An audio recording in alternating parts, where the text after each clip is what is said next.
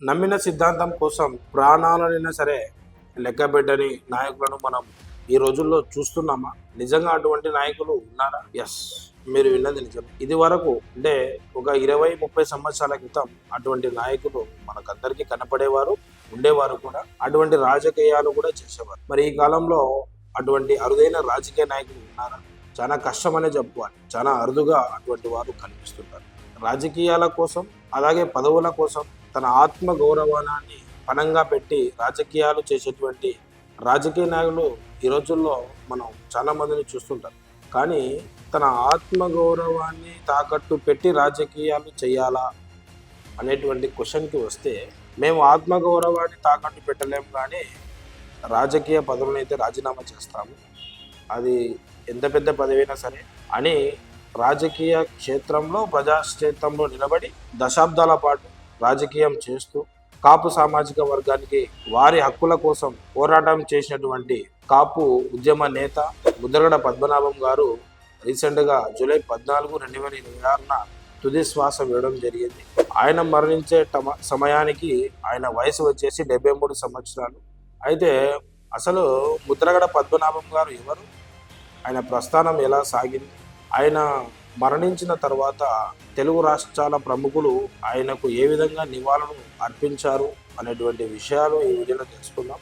అయితే ముద్రగడ పద్మనాభం గారు 1953 జనవరి 22వ తేదీన ఉమ్మడి తూర్పు గోదావరి జిల్లాలోని కిర్లంపూడి గ్రామంలో జన్మించడం జరిగింది. ఆయన తండ్రి గారు వీర రాఘవరావు గారు స్వతంత్ర సమర యోధులలో, అంటే ఆ కాలంలో స్వాతంత్రం కోసం పోరాడి స్వాతంత్రం కోసం పాటుపడిన నాయకుల్లో ఒకరు. అదేవిధంగా ఇండిపెండెంట్ అభ్యర్థిగా పోటీ చేసి ఎమ్మెల్యేగా గెలుపొందడం కూడా జరిగింది. అయితే తన తండ్రి నుంచి ముద్రగడ పద్మనాభం గారు బాల్యంలోనే కొన్ని లక్షణాలను అలవర్చుకోవడం జరిగింది. ఆ లక్షణాలు ఎటువంటివి అంటే ముక్కుసూటితనం, ఎవరికి తలవంచని మనస్తత్వం, ఇవి తన తండ్రి గారి నుంచి ఆయన అలవర్చుకున్నారనే చెప్పాలి. ఎందుకంటే ఈయన కూడా రాజకీయాల్లో ప్రవేశించినప్పటి నుంచి రాజకీయ పార్టీలు పెట్టే ప్రలోభాలకు లొంగకుండా, రాజకీయ పార్టీలు ఇచ్చేటువంటి పదవులకు ఆశించకుండా రాజకీయం చేశారు. కాబట్టే ఆయనకు మనం తలవంచని మనస్తత్వం ఉంది అని చెప్పవచ్చు.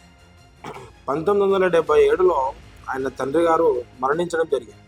ఆయన మరణించిన తర్వాత 1978లో ఈయన ప్రత్యక్షంగా రాజకీయ ఆరంగేటం చేయడం జరిగింది. 1978లోనే ఈయన మొట్టమొదటిసారిగా ముఖ్యమంత్రిగా గెలుపొందడం జరిగింది. అది ప్రత్తిపాటి నియోజకవర్గం. తర్వాత స్వర్గీయ నందమూరి రామారావు గారి ఆదేశాల మేరకు, పిలుపు మేరకు టీడీపీ పార్టీలో చేరాడు. టీడీపీ పార్టీలో చేరిన తర్వాత 1983, 1985, 1989లో వరుసగా 3 సార్లు ఎమ్మెల్యేగా గెలిచి టీడీపీ పార్టీ నుంచి మంత్రిగా కూడా పనిచేయడం జరిగింది. అలాగే 1999లో ఈయన కాకినాడ నియోజకవర్గం నుంచి ఎంపీగా కూడా పోటీ చేసి ఘన విజయం సాధించి కేంద్ర అంటే జాతీయ రాజకీయాలలో కూడా ఈయన చక్రం తిప్పడం జరిగింది. రాజకీయాల్లో పదవుల కోసం ఎగబడే నేతలను చూసే ఉంటాం. కానీ ఈయన దానికి అతీతంగా అధిష్టానంతో, అంటే పార్టీ పెద్దలతో విభేదాలు ఉంటే ఆ పదవులకు రాజీనామా చేయడం, ఈయన బయటికి అంటే సపరేట్గా వచ్చేసి తెలుగునాడు అనేటువంటి రాజకీయ పార్టీని స్థాపించి ఒంటరిగా రాజకీయ పోరాటం చేయాలని నిర్ణయించుకున్నటువంటి వ్యక్తి. అయితే ఆయన ఏ పార్టీలో ఉన్నా, ఏ పార్టీ మారినా ఆయన వ్యక్తిత్వంపై ఎక్కడా కూడా అవినీతి మచ్చ లేకుండా ఆయన ముందుకు సాగడం జరిగింది. ముద్రగడ పద్మనాభం అనగానే మనందరికీ గుర్తొచ్చేటువంటి కాపు రిజర్వేషన్ పోరాటం మీకు అందరికీ తెలుసు. 1994లోనే కోట్ల హయాంలోనే, అంటే 1994లో కోట్ల విజయభాస్కర్ రెడ్డి గారు సీఎంగా ఉన్నప్పుడే ఆయన చాలా పెద్ద ఎత్తున నిరాహార దీక్ష చేయడం జరిగింది. 2016లో తుని కాపు రిజర్వేషన్, 2016లో తుని కాపు ఐక్య గర్జన అనేటువంటి ఒక కార్యక్రమాన్ని చేపట్టి దాదాపుగా ఆంధ్రప్రదేశ్ రాష్ట్ర రాజకీయాల్లో తీవ్రమైన పరిణామాలని ఆయన సృష్టించడం జరిగింది. ఇది మనందరికీ తెలిసిన విషయమే. అయితే ఇటువంటి ఉద్యమాల వల్ల, ఇటువంటి కొన్ని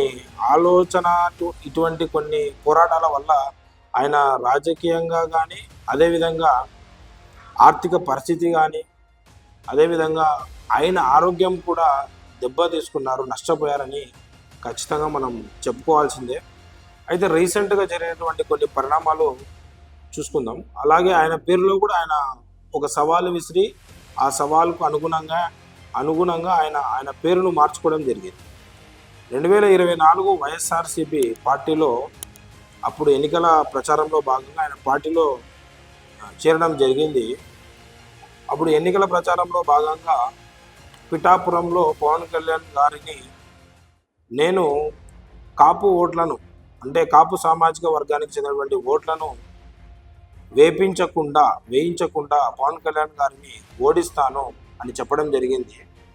ఆ సవాలుకు అనుగుణంగానే పవన్ కళ్యాణ్ గారు, అంటే పవన్ కళ్యాణ్ గారిని ఓడించినట్లయితే ముద్రగడ పద్మనాభం అనే పేరును ముద్రగడ పద్మనాభరెడ్డిగా మార్చుకుంటానని చెప్పి ఆయన శపథం చేయడం జరిగింది. అయితే పవన్ కళ్యాణ్ గారు ఆ ఎన్నికల్లో గెలవడం జరిగింది. అయితే చెప్పిన మాటకు కట్టుబడి ఆయనంతకు ఆయనే స్వతహా అధికారికంగా గెజిట్ ఆధారంగా పద్మనాభరెడ్డిగా ఆయన పేరును మార్చుకోవడం జరిగింది. అంటే ఇది మనం ఎలా చూడాలంటే ఆయనకున్న నిబద్ధతను, నిజాయితీని మనం అర్థం చేసుకోవాల్సిందిగా మనకందరికీ అర్థమవుతుంది, గుర్తు చేసుకుంటున్నాం కూడా.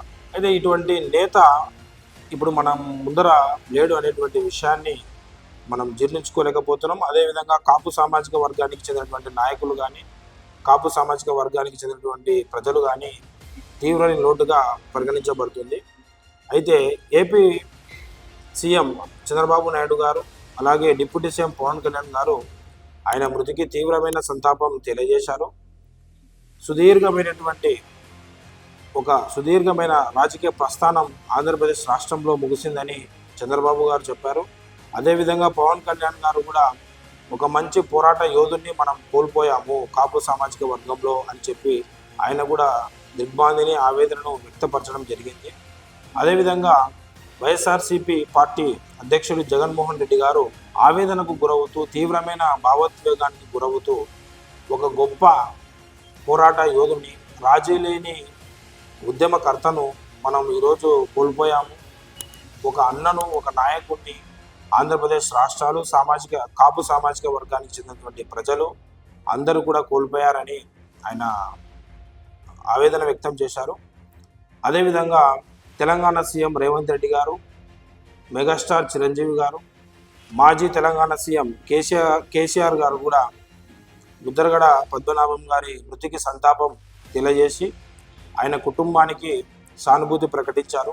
చూశారు కదా ఫ్రెండ్స్, పదవులను ఆశించకుండా, పదవులు శాశ్వతం కాదు కానీ ప్రజల గుండెల్లో స్థానం సంపాదించుకోవడమే శాశ్వతమని ముద్రగడ గారు చెరగని ముద్ర వేసి వెళ్ళారు అని చెప్పుకోవడానికి ఆయన చేసిన ఉద్యమాలు, ఆయన చేసిన పోరాటాలే మనందరికీ నిదర్శనం. ఆయన మన మధ్య లేకపోయినా ఆయన చేసిన పోరాటాలు, ఆయన చేసిన ఉద్యమాలు మనకు కళ్ళకు కట్టినట్టుగా కనబడుతున్నాయి. ఇలాంటి నేతని కోల్పోవడం ఆంధ్రప్రదేశ్ రాష్ట్రానికి తీరని లోటు అనే చెప్పాలి. మరిన్ని రాజకీయ అప్డేట్ల కోసం ఈ ఛానల్ని సబ్స్క్రైబ్ చేసుకోండి. Thank you for watching.